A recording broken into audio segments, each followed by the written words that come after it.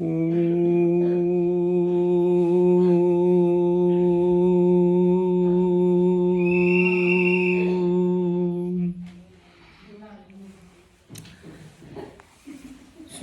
मित्रों। जैसा कि हम लोग पहले से ही बताएं और आपको जानकारी है भी हमारे इस महान देश की महानता के विषय में।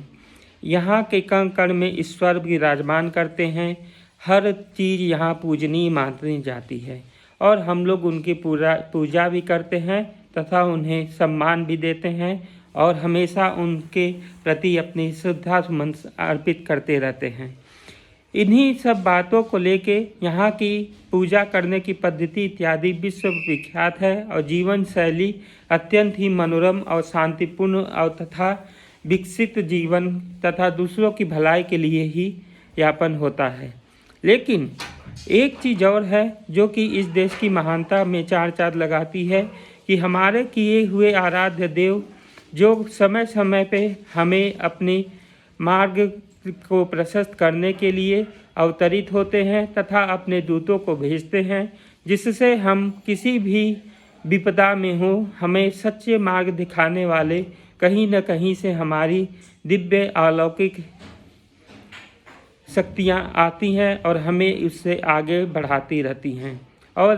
किसी भी कुचक्र से बचाती रहती हैं। यही एक मूल कारण है जो कि इस महान देश की महानता और समृद्धि को हमेशा आगे बढ़ाती रही है। कितनी भी विपत्तियाँ हुई, कितनी भी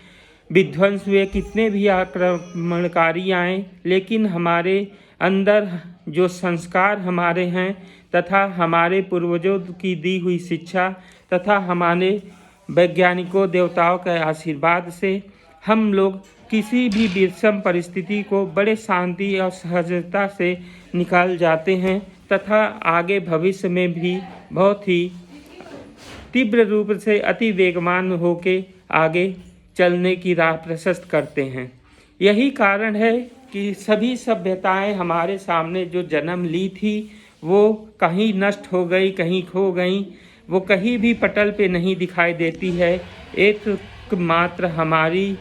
हिंदू समाज तथा सनातन धर्म में स्थित ये जो सभ्यता है भारत भूमि की, वो सभ्यता दिन प्रतिदिन नए तरंगों से उछलती हुई नई महत्वाकांक्षा नए अंदाज में आगे बढ़ती रहती है। इन सभी कारणों को देखते हुए ही यहाँ पे अत्यंत ही आक्रमणकारी और भौतिक विचारधारा के लोग हमेशा इस पे कब्जा करना चाहते हैं और अपने झंडा और अपना यहाँ पे प्रतीक लगाना चाहते हैं। लेकिन वो भूल जाते हैं कि जो हमारे विश्वविद्यालयों को जलाते हैं या जो भी हमारी संस्कृति को नष्ट करने के लिए आगे बढ़ते हैं, उससे अधिक वेग में हमारी संस्कृति फलती फूलती है तथा विश्व में अपने अस्तित्व को हमेशा दिखाती रहती है। जिसके हृदय से तो सभी चाहते हैं कि ये संस्कृति महान है, जानते भी हैं और उसको मानते भी हैं, लेकिन अपने मुंह पे वो बनावटी मुखौड़े को नहीं त्याग पाते जो उन्हें जन्म से उनके दिमाग में भरा गया रहता है। इस महान देश के देशवासी होते हुए हम सभी बहुत ही महान हैं, लेकिन हमारे यहाँ कुछ ऐसी काम होते हैं जिसकी वजह से हम पराधीन हुए थे। पहला चीज़ तो हमने आपको बता दिया था पिछले वीडियो में। आज दूसरी कारण बताते हैं। हमारा देश हमेशा विश्वासघातियों के द्वारा ही सबसे बड़ा घात प्राप्त किया है।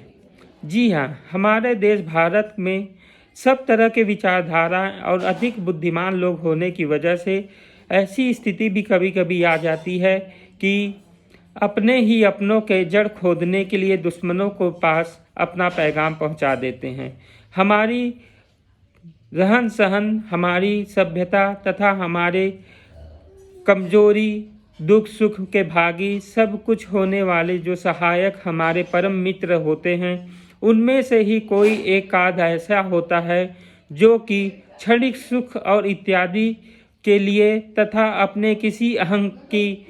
तृप्ति के लिए अपने विचारधारा, अपने देश, अपने जाति धर्म इत्यादियों से दुश्मनी कर लेते हैं और उनके मन बातों को अपने मन पे रख के दुश्मन के शक्ति बनने के लिए उसकी तरफ चले जाते हैं। ऐसे गधे और मूर्खों को यही कहा जाता है और उनका स्थिति भी देखा जाए यदि इतिहास में तो आपको समस्त रूप से प्रत्यक्ष दिखाई देगा कि ऐसे मूर्खों ने जिन्हें आमंत्रण करके अपने यहाँ पे बुलाया, अपने भाइयों सखे संबंधियों के विपरीत उनको खड़े हुए, उनका साथ दिया, लास्ट में उनका क्या हुआ।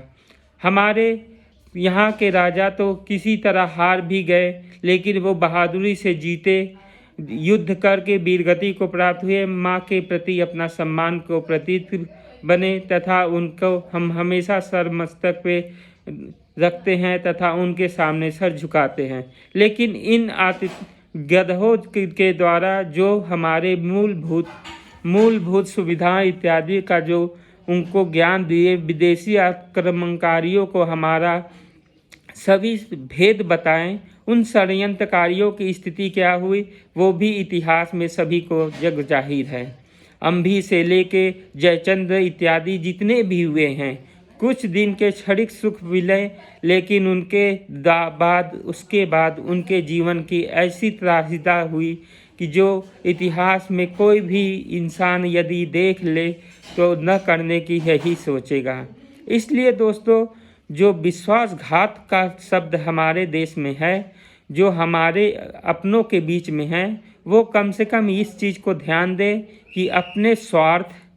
अपने अहंकार, अपनी छोटी सी